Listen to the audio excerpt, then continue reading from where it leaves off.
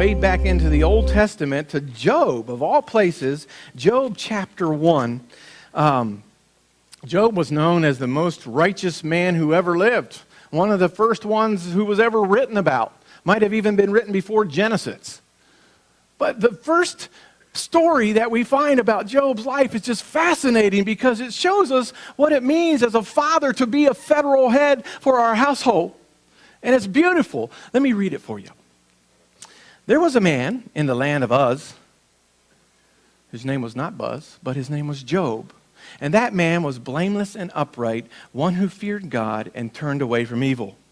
There were born to him 7 sons and 3 daughters. He possessed 7,000 sheep, 3,000 camels, 500 yoke of oxen, and 500 female donkeys, and very many servants, so that this man was the greatest of all the people of the East.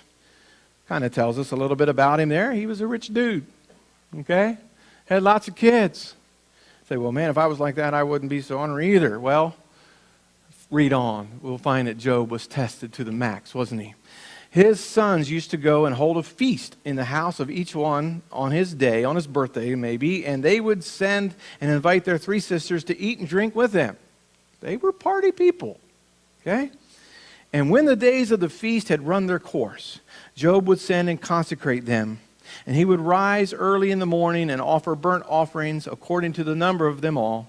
For Job said, "It may be that my children have sinned and cursed God in their hearts." Thus Job did continually.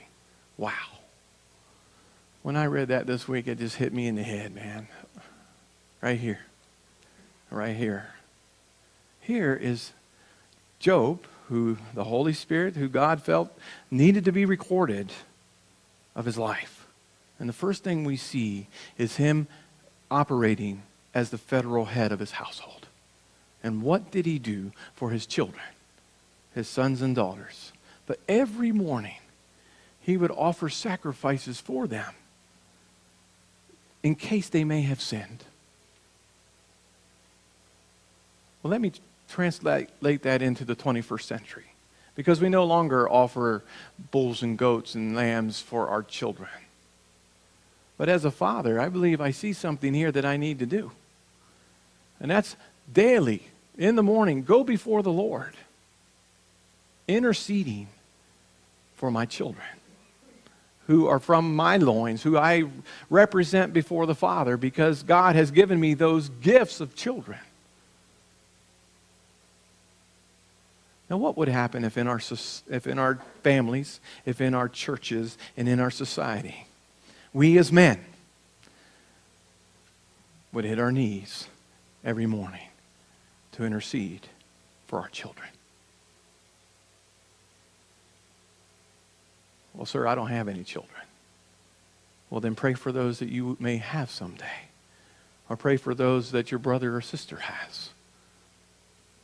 But I believe we see a principle here of what it means to see ourselves, men, as responsible in a headship type of way before God, under Christ.